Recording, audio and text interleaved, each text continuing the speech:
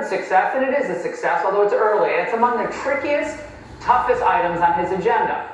And he faces not just court challenges, but howls from Wall Street and warnings, from the Fed chair. More on him later. But the White House has gotten little credit for cooling inflation because the same experts who blew off concerns about real inflation during Biden's spendapaloozas are now predicting doom. You know what I say to that? Consider the source. So the White House needs to substantively refute these doomsdayers. It's obvious that they're trying to hurt Trump and derail the tariffs by spooking the markets. There's zero consideration. Zero is being given to the billions being invested here now because of Trump from foreign sources and other manufacturing. Manufacturing that's obviously going to boost our GDP. Today, Donald Trump met with Italian Prime Minister Giorgia Meloni, and both were upbeat. I'm here exactly to work for make the West stronger. For I believe in the West unity, and I think simply we have to talk and find ourselves in the best middle way to grow together. That's why I'm here. Well, who doesn't love her? They're going to be talking to the Japanese next week. Now, the president knows America's leverage, our market, is huge. It's the biggest. And he intends to use our leverage. And he's optimistic about future deals, including one with China. They'll be a trade deal, 100%. They want to make one very, very much, and we're going to make a trade deal. I fully expect it, but it'll be a fair deal. Well, isn't this what we want from an American president?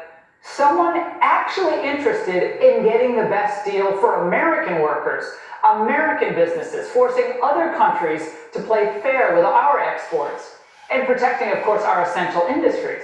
This is just common sense. No American president should have ever allowed us to become dependent on hostile countries for critical resources. It is literally nutso. Trump's the only one willing to take on the global chorus of the critics and to put his entire political legacy on the line. Now the rollout maybe could have been handled a little bit more smoothly. Yeah, okay. Are certain administration spokesmen on this matter better than others? Yes. Scott Bessent is the clearest, most convincing voice on President Trump's team. But look, none of this is easy. But on every front, Trump is moving as fast as he can. He's getting hostages released. He's boxing China out of the Panama Canal and opening the conversation on Greenland. Still, they're only 3 months in. And the war in Ukraine has not ended. Hamas is still holding some hostages. And the Iran nuclear threat still looms. But compare all of this to the damage Biden was doing to America during his first 3 months. He reinstated COVID travel restrictions, ended Trump's immigration enforcement, and expanded refugee programs. He ordered the Census Bureau to count illegals. And he established a White House Gender Policy Council. Of course, I could go on and on. But now it's up to Republicans in Congress. Senator Thune, Speaker Johnson. I mean, guys, you can take a few breaks, right? That would help. Demand members stay in session. Enact real spending cuts, not with fake budget tricks. A middle-class tax cut. Support, don't thwart the president's efforts to rebalance trade. Trump's doing his part and then some. It's time to do yours.